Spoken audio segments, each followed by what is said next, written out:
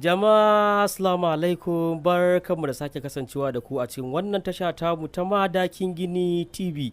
Tashar da muke kawo muku littattafan sarkin marubuta labaran yaƙi na nahiyar Afirka gaba ɗaya, wato Abdul'azaiz Sani Madakin Gini. To har yanzu dai muna ci gaba da kawo muku sabon littafi mai suna WUTA da RUWA na Abdul'azaiz Sani Madakin Gini. Suna na dan Malam Babura, ku yi mana subscribe, ku yi like, ku taba alamar ƙararrawa domin sanar da ku da zarar mun ɗora shiri a kan lokaci. Mun gode. A can fada kuwa lokacin da sarki Karutul Baraz tare da sarkin yaƙi Darman suka kaɗaita a cikin ɗakin gani suka zauna domin su tattauna.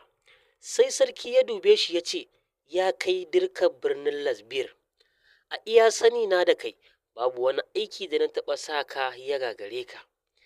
Ya aka yi ka kasa karɓo ‘yata daga hannun wannan ƙaramin yaron da ya sace ta.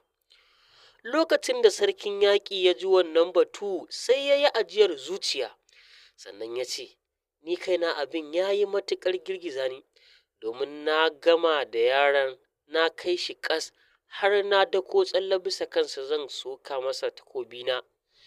Kawai sai na ga wani mai baƙaƙen tufafi ya bayyana tsilin kamar aljan, ya doki ƙirjina da kafaɗarsa.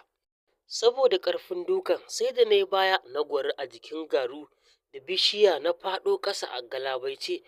Kafin na miƙe tsaye mai baƙaƙen tufafi ya sori wannan yaro. Ra'is ya ɗora shi a kan dokin da gimbiya take, ya zabura dokin ya tashi da su da gudu. Shi ko mai baƙaƙen tufafin sai ya daga tsalle sama, ya dirga a kan bishiya ya ci gaba da tsalle-tsallensa a kan bishiyoyin. Kafin ƙiftawar idanu ya ɓace ɓat kamar walƙiya. Shi ma dokin Ra'is tuni ya ƙule, ko hango shi bana yi. Mamaki ya turnuƙe sarki kuma ransa ya ɓaci ya ce, wai shin wane ne wannan mai baƙaƙen tufafin? Wannan fa shi ne karo na uku da ya ɓata mana shirinmu idan baka manta ba. Lalle lokaci ya yi da ya kamata mu gano ko wane ne mai baƙaƙen kaya, kuma mu gano wanda yake yi wa aiki. Duk yadda aka yi, akwai wani a cikin fadar nan makusancinmu wanda ya san masanin sirrinmu, wanda yake yaƙar mu a bayan fage ba mu sani ba. Sarkin yaƙi Darman ya risina ya ce, ya shugabana, yanzu a cikin jama'ar tamu akwai wanda kake zargi ne? Sarki ya kaɗa kai ya ce, akwai wanda nake zargi, amma sai na yi abin da zan tabbatar da zargina a kansa yau ɗin nan. Ni yanzu babban tashin hankalina shine ban san inda yaron nan zai kai gimbiya ba ya ɓoye ta.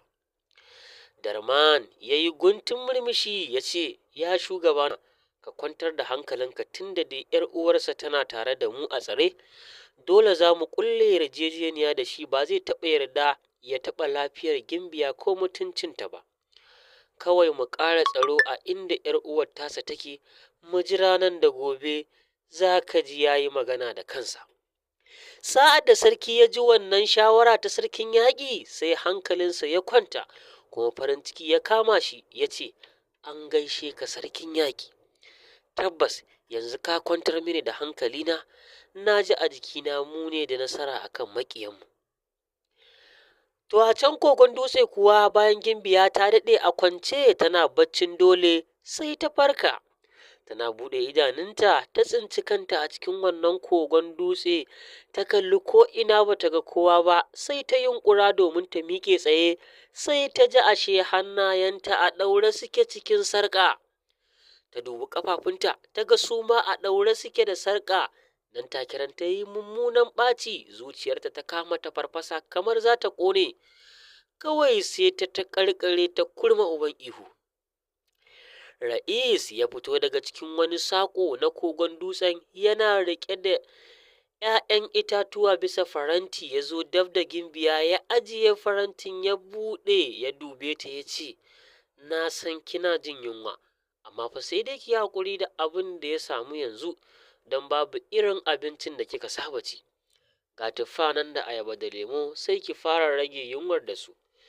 Gimbiya na jin haka sai ta sa hannunta ta doki farantin, ‘ya'yan itatuwan ya faɗi ƙasa, kayan marmarin suka wargaje a ƙasa. Ta dubi Ra'is cikin tsananin fushi da tsana ta ce, Na rantse da gemun mahaifina sai ka yi nadamar wannan wulaƙanci da ka yi mu.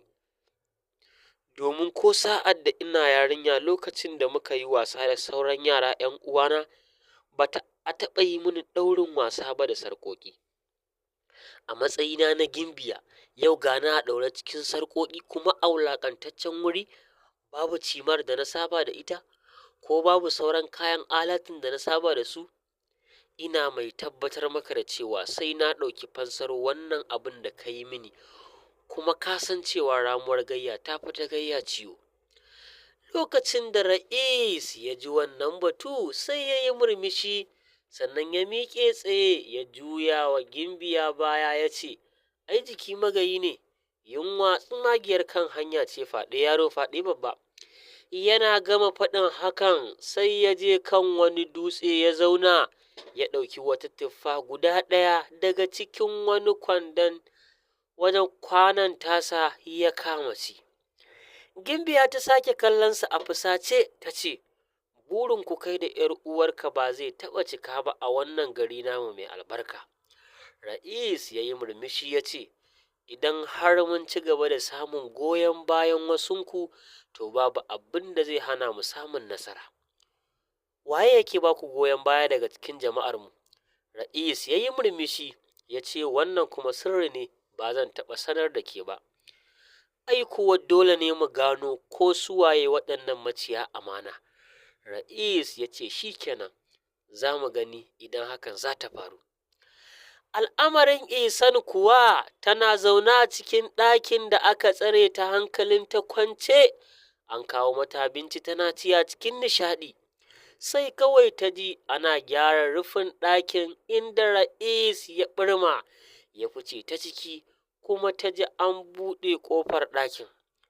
Sai ga sarki Karutul Baraz ya shigo tare da waɗansu dakarun matasa 4 masu ƙirar sadaukai. Su dai wannan sadaukan mata guda 4 duk jikinsu a murɗe yake, kuma sun tara ƙwanji, kai da gani ka san cewa ƙarfafa ne. Sai sarki ya dubi dakarun matan 4 ya yi musu inkiya, kawai sai suka nufi Ihsan za su kama ta. Ihsan ta ɗaga musu hannu ta tsayar da su ta ce, ba sai an tirsasa ni ba, zan je duk inda kake so na je, amma ka sani ba za ka samu biyan buƙatarka ba. Mu je inda kake so na je.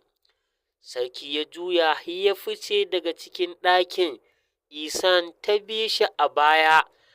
Matan dakarun 4 suka bi ta daf suna tafiya.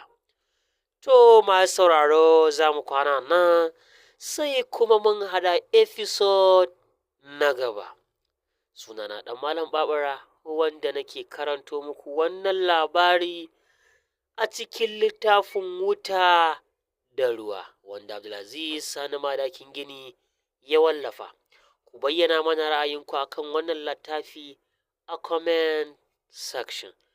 Mun gode.